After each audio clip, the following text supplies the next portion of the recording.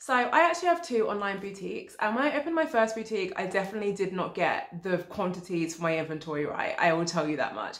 But the second time I did get it right. And how I got it right the second time is that I came up with a formula, like a foolproof formula to making sure that you're ordering the correct amount of inventory for your launch. So I am here to share that formula with you today. You know, I like to share with you all the knowledge that I've gained over the years, mostly through making mistakes so that you guys don't have to make the same mistakes that I did. So if that's of interest to you, you're in the right place. Carry on watching because I'm going to get straight to it. Okay, so really quickly, if we talk about why this whole process is so important.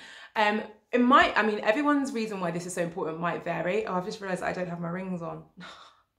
I did that and I was like, why does my hand look so weird?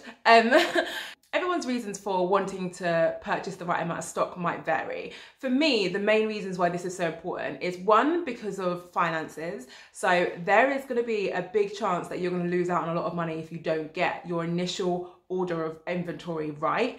And the second thing for me is waste. So it's not just that you might end up with stock that you've paid for that you can't sell, but you're also going to end up with stock which is now waste. And whilst there's different ways that you can dispose of stock, I just think it's our responsibility as boutique owners and just business owners to try and minimize the amount of waste that we have as much as possible. So in my opinion, those are the main reasons why you need to pay extra attention to how much inventory you're going to purchase. The fact that you're already watching this video makes me think that you kind of know that too, and you might have your own reasons. So without further ado, let's just get into my general advice. So I feel like I couldn't do this video without talking about where to get your inventory from. For me to talk about a subject like this, I feel like I have to talk about Alibaba.com.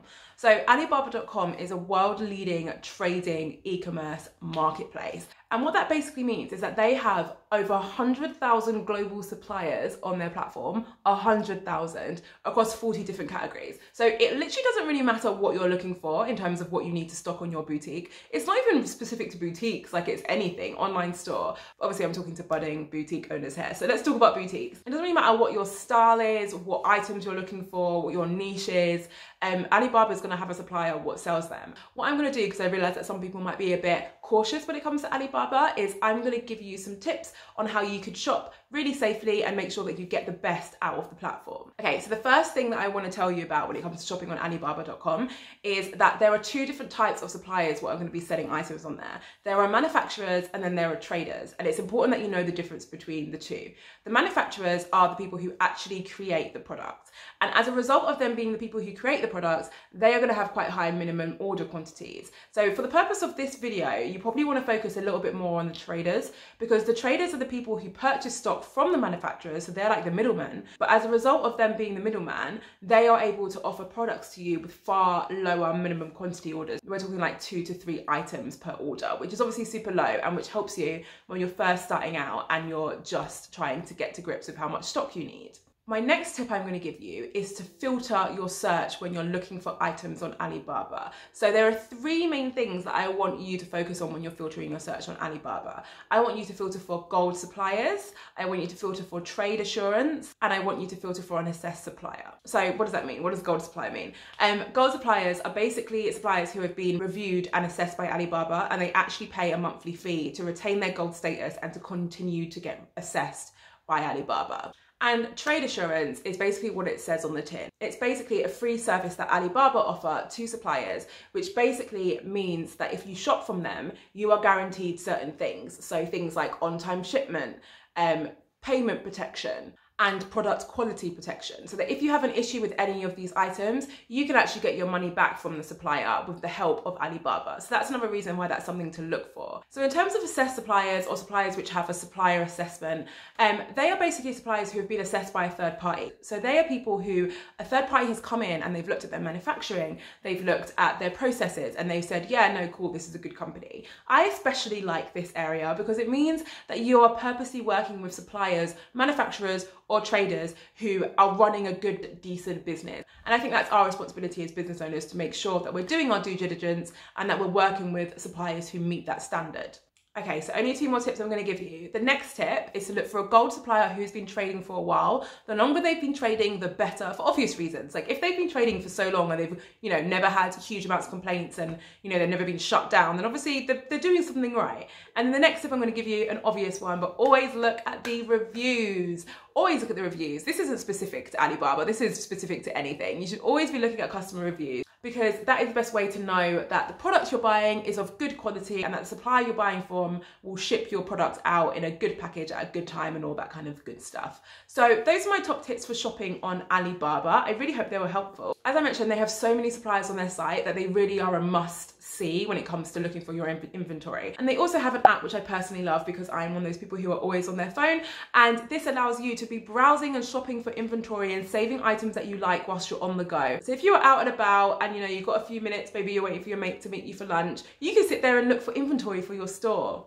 Isn't that great? What a wild world we live in. Like we can just shop for inventory on our store when we're out and about. Crazy. So I know what it feels like when you're literally like about to actually place your first order for stock and you're so excited and you get that little like feeling in your tummy and you're just really happy, and it almost just feels like you're just generally shopping. I always say like one of the main things that I love about owning boutiques is that it's like guilt-free shopping, because I'm not actually buying for myself, I'm buying for my store. Like I love that feeling. So I totally know how you'll be feeling, and I know that you'll be really excited to get your first order in.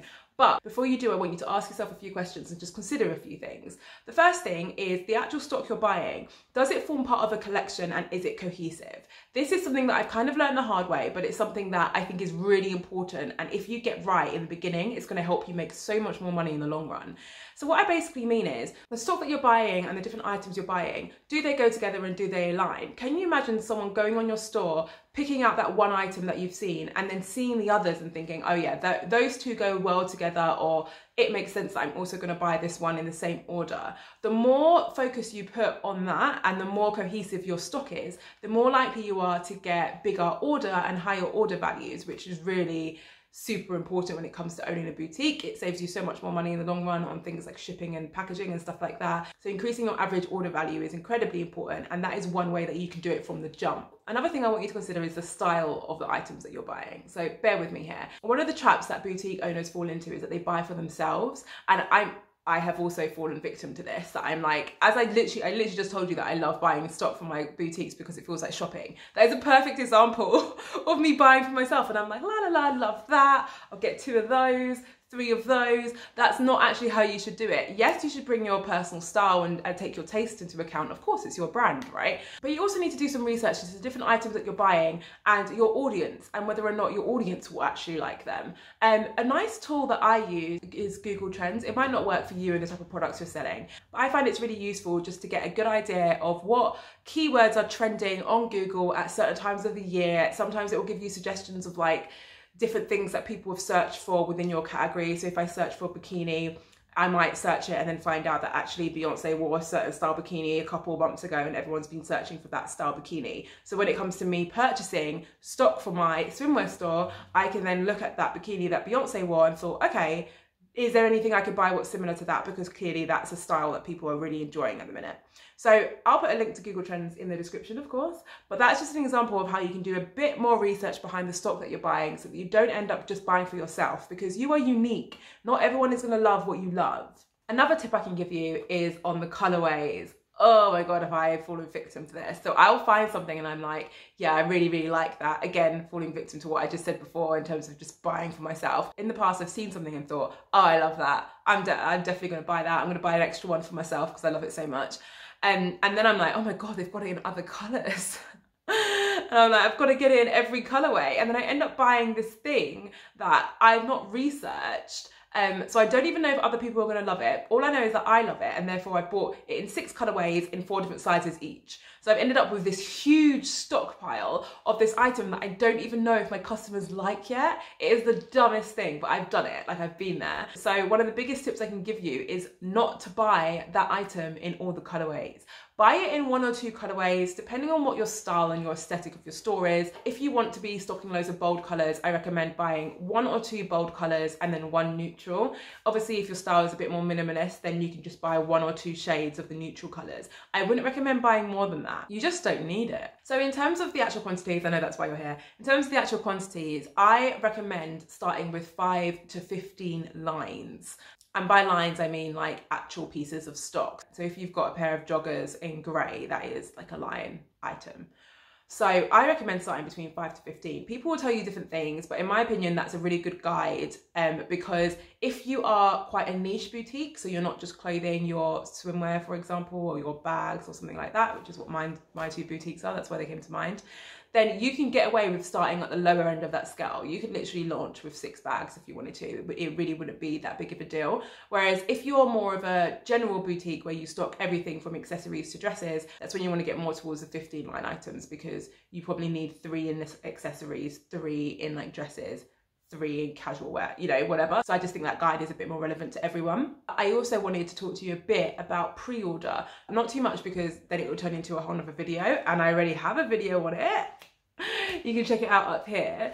But I wanted to flag pre-ordering because this is a really good method to help people start their store without a lot of stock. Basically what pre-ordering is a system where you can put items up for sale which you don't have in stock yet. So usually the lead times are a bit longer when it comes to shipping, but you are allowing your customers to browse your website, choose what items they like. They have to wait a little bit longer, but they can still get those items, because when they place their order, you receive their money and then you place an order with your supplier. The reason why this is such a good tool, especially in the beginning stages, is because it allows you to test your products. So I still have pre-order enabled on a lot of my products across both my boutiques. Sometimes it's enabled because I've just run out of stock and I know that I can get more stock from my supplier, and I know that more people are going to want it, so I put pre-order on. But other times it's enabled because I've just purchased new stock, or I'm about to purchase new stock and I want to know how popular it's going to be. So that allows me to try it out maybe a few more colorways than I usually would have, rather than me investing in the stock and then finding out later that my audience don't like them. This way I can put it on my website and see what the attraction is. Okay, so let's talk a bit about my formula. I feel before I talk about my formula, I feel like I can't carry on without referencing the fact that you can see my ring light in the video, and it's really bothering me. I think it's because it's a really like rainy, dark day, because you can never usually see it, and it's really annoying me. I keep on trying to move my hair so that it like covers it. Anyway, so let's talk about my formula. My formula for figuring out how much inventory I need to buy when I launch a new range or a new boutique, which I seem to do all the time, is centered on my conversion rate. So for those of you who don't know what a conversion rate is, it is the percentage of website visitors who actually check out and buy an item for you. So if you have 100 people land on your website one day and then 2 of those people actually purchase an item, you have a 2% conversion rate. And the reason why I like to base my formula on conversion rate is because if you figure out what your conversion rate is, and then you figure out how much traffic you're going to drive to your store, you can predict how many sales you're going to make every day when you launch.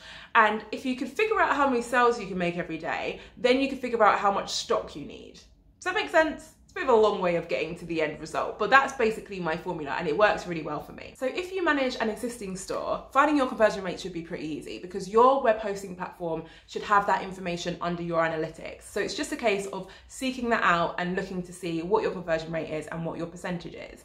If you are just starting out and you haven't actually started selling any items, so that data isn't readily available, I recommend doing a bit of research into what your average conversion rate is for your products. Now, I've done some research into this area before I launched my boutiques, and I found that the average conversion rate for a new boutique was 4%.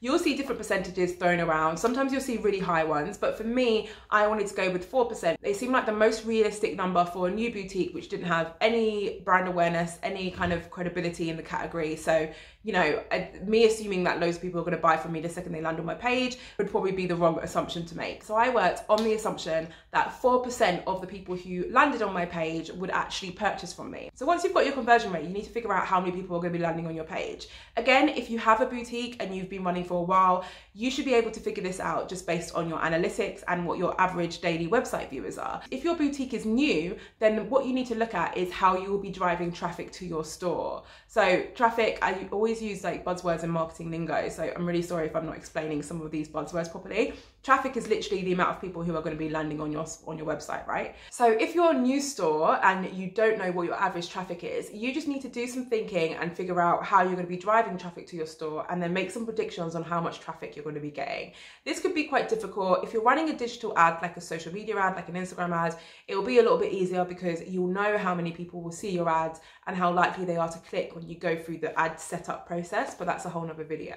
If you're not running any ads like that, then I recommend looking at things like your Instagram channel. If that's how you're going to be promoting your new boutique, have a look at your Instagram analytics. How many views does your Instagram channel get? How many of those people do you think are going to click on your website link when you launch your store? It's all a lot of like, you know, smart assumptions, but it's the best way to figure out roughly how much traffic you're going to get, and then from there you can figure out how many sales you're going to make, because you will know your average conversion rate. Let's do an example. I'm about to launch my boutique. I think that I'm going to get 100 people on my website when I launch. I know this because I'm going to be promoting it over my Instagram. I get 1,000 views on my Instagram every day, so I feel like, sorry, you might have just heard that, my boyfriend just sneezed. So I feel like I'm going to get 100 people clicking through to my website when I launch, right? So of those 100 people, I've worked out that my average conversion rate is going to be 4%, which means that I'm probably, hopefully, going to get 4 sales on my launch day. If I'm going to get 4 sales on my launch day, and I'm anticipating that I'm going to get 4 sales every day from then on, how much stock do I therefore need to order? If I'm going to get 4 sales, I need to make sure that if I have 5 line items, I've got at least 1 of each size there, because I'm getting 4 people landing on my site and 4 people will be buying my inventory. If I've done that whole process and I've worked out that I'm going to get 15 sales every day, then I need to seriously increase the quantities of the sizes that I'm getting, so that all of those 14 people have a good chance of getting one of my items that I'm stocking in the size that they want. So I know that whole process is probably super complicated, and it's one of those things that you might need to rewatch that section that I just talked through a few times.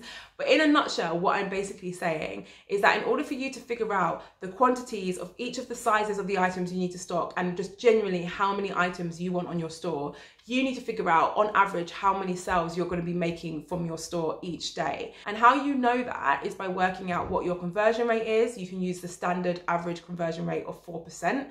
And then working out how many people are going to be on your store every day. And how you know that is by reviewing what your launch campaign is, what your advertising is going to be, how many views your Instagram page gets, and translating that to website visits. Just making educated guesses on how many people are going to view your site. And that is it. That is how I figure out how much inventory I'm going to stock whenever I launch a new product or I launch a new store. So if you watch this video to the end, then I'm pretty sure you have an interest in starting your own boutique in 2021. I therefore recommend watching this video. I talk about how you can start a boutique this year with little to no money. Thank you so much for watching. I'll see you in the next video.